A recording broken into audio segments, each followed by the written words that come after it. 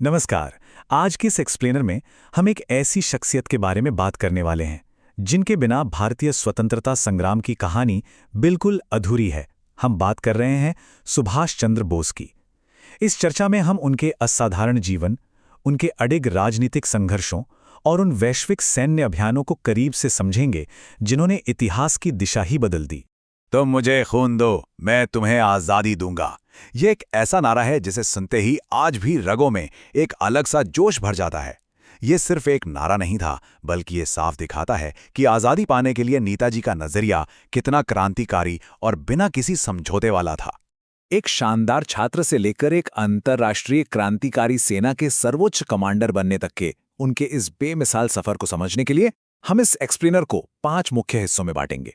पहला, प्रारंभिक जीवन और शिक्षा। दूसरा, राजनीति और वैचारिक मतभेद। तीसरा, फॉरवर्ड ब्लॉक की स्थापना।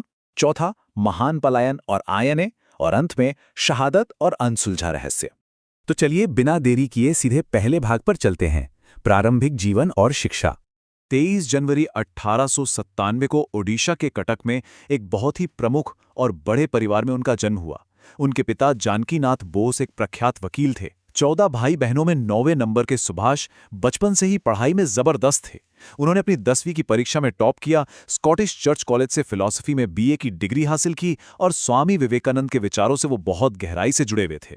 लेकिन यहाँ एक बहुत दिलचस्प बात है। देशभक्ति का जज्बा उनमें ऐसा था कि उन्होंने शुरुआत में ही सेना में भर्ती होने की कोशिश की थी, पर सिर्फ इसलिए उन्हें अयोग्य घोषित कर दिया गया क्योंकि उनकी आंखों की रोशनी कमजोर थी। हालांकि जैसा कि हम आगे देखेंगे, ये छोटी सी बात उनके भविष्य के सैन्य अभियानों को रोक नहीं पाई। इसके बाद अपने परिवार की इच्छा का सम्मान करते हुए वो 1919 में इंग्लैंड गए।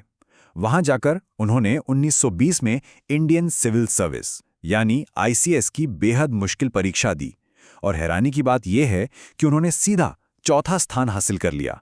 अब उनके सामने एक बहुत ही सुरक्षित और शानदार करियर था, लेकिन 1919 के जलियांवाला बाग नरसंहार की खबर ने उन्हें अंदर तक हिलाकर रख दिया था। इसी वजह से 1921 में उन्होंने इस प्रतिष्ठित प्रशासनिक सेवा से बेझिझक इस्तीफा दे दिया और पूरी तरह से देश की आज़ादी के संघर्ष में कूद पड़े। अब आते हैं दूसरे भाग पर, राजनीति और वैचारिक मतभेद। भारत लौटकर वो किस तरह राजनीति में शामिल हुए, आइए देखते हैं। भारत वापस आकर वो भारतीय राष्ट्रीय कांग्रेस में शामिल हो गए। यहाँ देशबंधु चित्तरंजन दास उनके राजनीतिक गुरु बने। सुभाष अपनी सूझबूझ से बहुत जल्दी कांग्रेस के मुख्य नेताओं में गिने जाने लगे। जब 1928 में साइमन कमीशन भारत आया तो उन्होंने काले झंडे दिखाकर इसका जबरदस्त विरोध किया और इन प्रदर्शनों का नेतृत्व भी किया। इसी दौरान 1928 के कलकत्ता अधिवेशन में एक बहुत बड़ा वैचारिक मतभेद उभरकर सामने आया। एक तरफ महात्मा गांधी थे, जो अंग्रेजों को डोमिनियन स्टेटस देने के लिए 1 साल का वक्त देना चाहते थे, और दूसरी तरफ थे सुभाष चंद्र बोस और जवाहरलाल नेहरू, जो बिना किसी समझौते के तुरंत पूर्ण स्वराज यानी पूरी आज़ादी की मांग पर अड़े हुए थे। अपने इसी अडिग रवैये के चलते उन्होंने 1930 में इंडिपेंडेंस लीग बनाई। इसके लिए उन्हें कई बार जेल भी जाना पड़ा।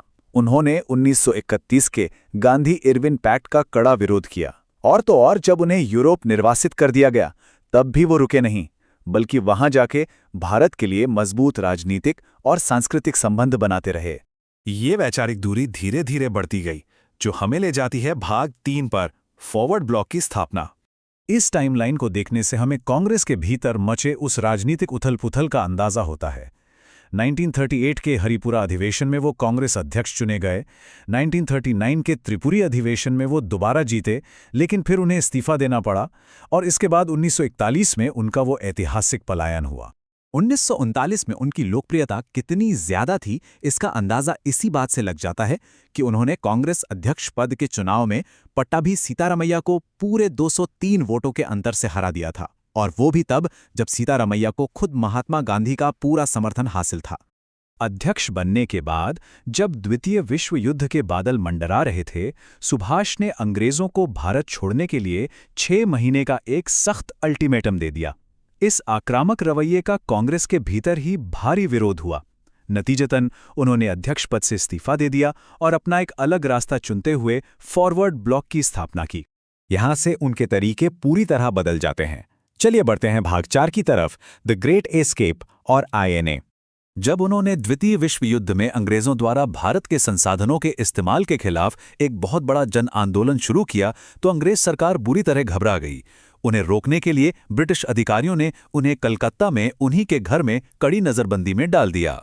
लेकिन दुश्मन का दुश्मन दोस्त होता है। इसी नीति पर चलते हुए जनवरी 1941 में वो चकमा देकर अपने घर से भाग निकले। वे अफगानिस्तान से होते हुए जर्मनी पहुंचे।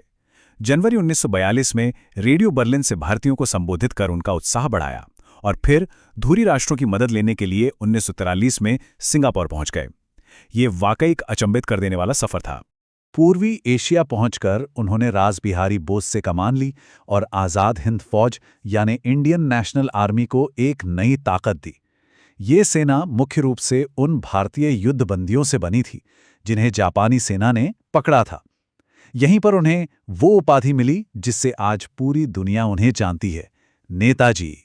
इस सैन्य अभियान को शुरुआत में जबरदस्त कामयाबी मिली।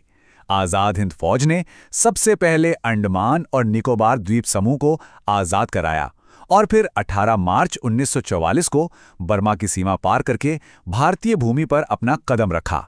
आज़ादी के संघर्ष में ये एक बेहद गौरवपूर्ण और ऐतिहासिक क्षण था। लेकिन ये गौरवपूर्ण अभियान अचानक रुक गया।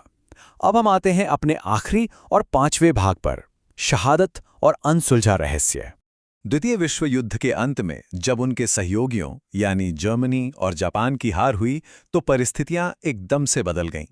आज़ाद हिंद फौज का दिल्ली तक मार्च करने और देश को तुरंत आज़ाद कराने का वो सपना दुर्भाग्य से उसी समय अधूरा रह गया। स्रोतों के अनुसार ऐसा माना जाता है कि 18 अगस्त 1945 को ताइवान में एक विमान दुर्घटना में नेताजी का निधन हो गया। लेकिन सबसे ज्यादा हैरान करने वाली बात यह है कि उस दुर्घटना का आज तक कोई भी ठोस सबूत नहीं मिल पाया है। और यहीं पर एक बहुत ही गहरा सवाल खड़ा होता है, क्या 18 अगस्त 1945 की वो विमान दुर्घटना और नेताजी का अंत भारतीय इतिहास का सबसे बड़ा अनसुलझा रहस्य है?